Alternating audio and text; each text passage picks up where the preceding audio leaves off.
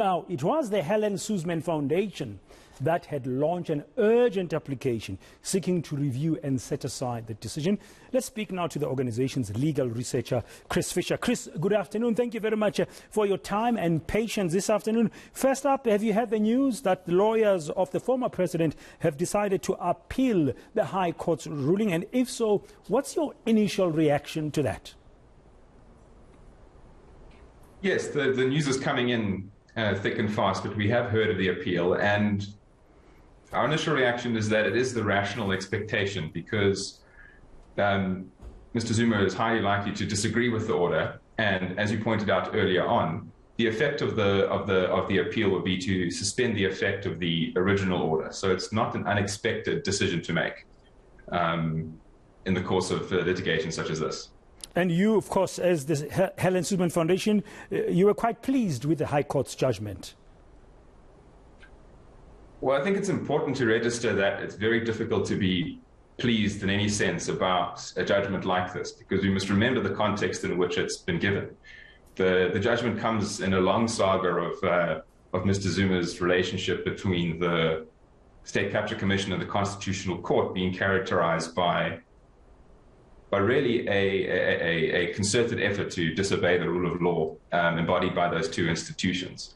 So we can only see this as a small victory, and I think what is a much larger dark period of our history. But it is a illustration that the rule of law can be defended in the course of very lengthy, complicated battles such as this one. Okay, maybe pleased was the wrong choice of a word, but you've welcomed it from what you've just said in the bigger scheme of the rule of law. But I mean, the point here that's being driven, is it the point of the process, according to what the court ruling has said, that was followed by the Department of Correctional Services? I'm asking this because a little bit earlier, my colleague, Spamandla Goke, a reporter in Durban, spoke to the Department of Correctional Service that's currently sitting and starting the judgment. Their initial reaction was that it was not Mr. Arthur Fraser in his individual capacity who made the decision. It was an institutional decision. Well, that's a very interesting reading of the situation, because it is cast in the court battle up till now as Mr. Fraser's decision, and that is certainly what the legislation said. There's no mention of an institutional decision in the medical parole system. So when we look at the judgment and we see that the process was flawed, we see that Mr. Fraser, as National Commissioner, acted outside of his powers by overruling the decision of the Medical Parole Board.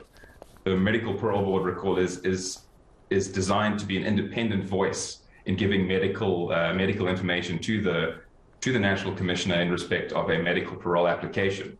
So their voice in this process has now been declared by the court as an indispensable one, when the answer is no, medical parole is not appropriate. So whether it is the commissioner himself or the broader institution that is driving the decision, the Medical Parole Board has now been stated by the High Court to play a decisive role in the medical parole process. Yeah, I know it's too soon, but I need to get your sense now, because I have you there and you are a legal researcher, so you've got a very good grasp of the law on behalf of the Helen Suzman Foundation. Mr. Zuma's lawyers, one of the arguments we're picking up now that's coming, as you said, thick and fast, is that there are life-threatening implications of this judgment, and in terms of Mr. Zuma, in terms of his age, and then they also raise the issues of Ubuntu and other values in terms of what they call the new era. How would you respond to that? Well, I think that certain values of South African society are clearly jarred by this decision. It's certainly unpleasant to watch an elderly man be incarcerated and now be bounced back and forth between incarceration. I don't think there's anyone who thinks that is a morally simple saga to unfold. But we do have to make room for the agency of Mr. Zuma in the events that have unfolded. At no point has Mr. Zuma ever seemed like he is acting against his own free will. It was his free will.